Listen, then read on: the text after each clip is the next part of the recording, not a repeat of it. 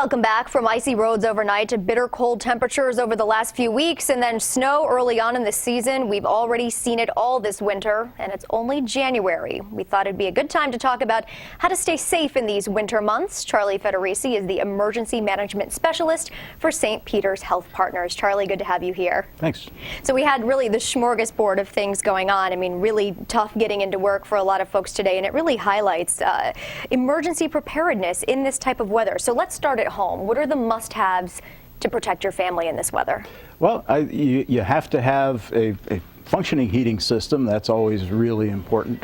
But you should have a plan as to what you're going to do if the power goes out, which really ends up being the biggest problem in the wintertime. Another thing that is necessary is to have non-perishable food in the house, extra water for everybody, medications, and if you can't get out or if you're going to be shut in, 3 to 7 days worth of medications. Okay. And even if your power goes out, some of your food in your refrigerator will stay good, usually for up to about 48 hours. What's the rule of thumb with food? How much do you want to have on hand? Enough for everybody for at least 3 days, okay. Up to 7. And things like peanut butter, things that are canned, have a can opener, that's important, that you don't have to worry necessarily even about cooking. That'll stay for a long time. That's very important. Let's move on to the car. What do I have to have in my back seat or my trunk, you know, in case you break down and it's freezing cold outside? Well, it's good to have a flashlight, batteries, a crank up or a battery operated radio, road flares, so you can set them on a road if you go off the road.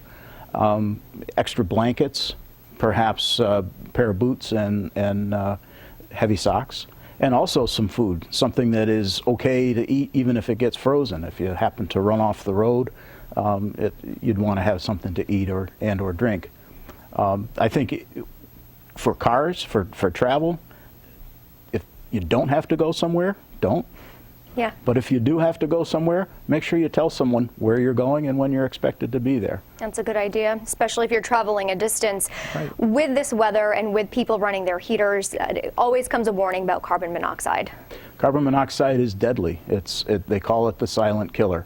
It's odorless, it's colorless, and it can creep into a house from a malfunctioning furnace. It can creep into a house from people using a generator set up perhaps too close to the house. Should be at least 20 feet away and away from any open windows. Some people resort to using their ovens or their stoves to heat their homes, and that can increase carbon monoxide levels. It's important to have a carbon monoxide detector. They're inexpensive and battery operated. Very true. And we also want to remind folks, and we often do, but it can't be understated, to check on your neighbors, especially if they're elderly. Absolutely. This cold weather can really wreak havoc on older folks and people with young children as well. Remember that when you're outside and that you're working in the cold or doing anything outside, it's almost like being outside in the heat. You lose heat fast, you can become exhausted quickly, and you could get hypothermia, which is also deadly. Just takes a little knock. Hey, how are you? Charlie, thank you so much. You're Great welcome. tips for us all to keep in mind this winter.